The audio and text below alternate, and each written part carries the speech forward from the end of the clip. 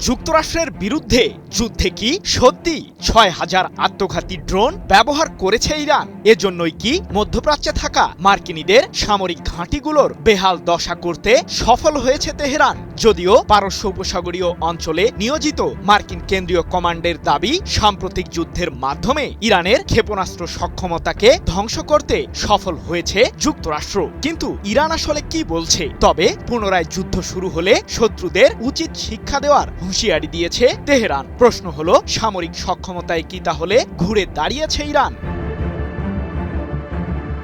সাম্প্রতিক যুদ্ধ শুরুর আগেই ইরান হুঁশিয়ার করেছিল যে মধ্যপ্রাচ্যে থাকা যুক্তরাষ্ট্র ও ইসরায়েলের সামরিক আস্তানাগুলোকে ধ্বংস করার জন্য প্রয়োজনীয় রসদ আছে তেহরানের কাছে, যার বাস্তব প্রমাণও দিয়েছে ইরানের সশস্ত্র বাহিনী। দফায় দফায় ড্রোন ও ক্ষেপণাস্ত্র ছুড়ে ইহুদিবাদীদের কাঁপিয়ে তুলেছিল তেহরান। এবার দেশটির সামরিক সক্ষমতাকে ঘিরে চাঞ্চল্যকর তথ্য দিয়েছে মার্কিন কেন্দ্রীয় কমান্ড।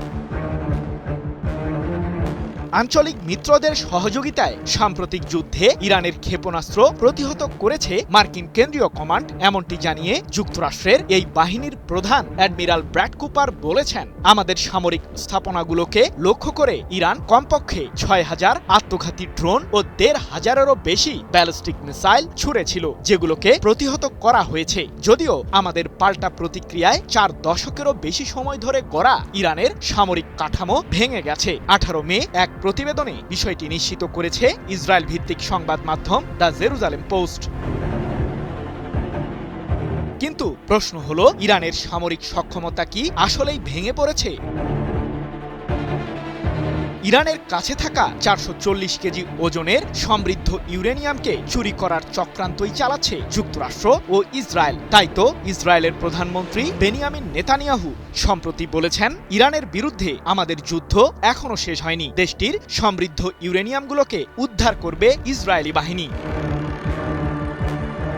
নেতানিয়াহুর এমন আগ্রাসী মন্তব্যের পরই হুঙ্কার দিয়েছে ইরানের সামরিক বাহিনী। ইহুদিবাদীদের মনে ভয়ের মাত্রা বাড়িয়ে তুলতে এবার নিজেদের মিসাইল ও আত্মঘাতী ড্রোনের বহরকে ঘিরে নতুন তথ্য দিয়েছেন ইরানের সর্বোচ্চ প্রতিরক্ষা বাহিনী IRGCর অ্যারোস্পেস ফোর্সের কমান্ডার ব্রিগেডিয়ার জেনারেল মাজিদ মুসাভি। যুক্তরাষ্ট্র ও ইসরায়েলের সামরিক ঘাঁটিগুলোকে আবারও টার্গেট করেছে ইরান। এমনটি জানিয়ে মাজিদ মুসাভি বলেছেন, আমাদের ক্ষেপণাস্ত্র ও আত্মঘাতী ড্রোনের বহর শত্রুর সামরিক স্থাপনাগুলোকে নিশানায় রেখেছে। সরকারের উচ্চ মহলের নির্দেশনা পাওয়া মাত্রই এসব মারণাস্ত্র ছুটবে ইহুদিবাদীদের ধ্বংস করতে।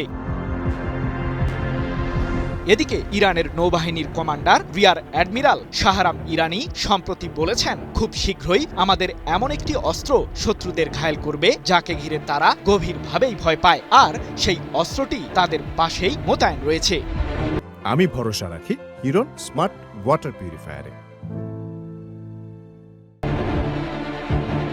তাই তো বিশ্লেষকরা বলছেন, ইরানের সামরিক সক্ষমতাকে পুরোপুরি নির্মূল করা যুক্তরাষ্ট্র ও ইসরায়েলের পক্ষে প্রায় অসম্ভব। কারণ মধ্যপ্রাচ্য জুড়ে ইরানের বেশ কিছু আঞ্চলিক প্রক্সি গোষ্ঠীও রয়েছে, যাদের কাছে হাজার হাজার মিসাইল ও আত্মঘাতী ড্রোন আছে। সব মিলিয়ে পারস্য উপসাগরীয় অঞ্চলে সামরিক সক্ষমতার দিক থেকে এখনও নেতৃত্বের ভূমিকায় আছে ইরান, এমনটাই দাবি সমরবিদদের।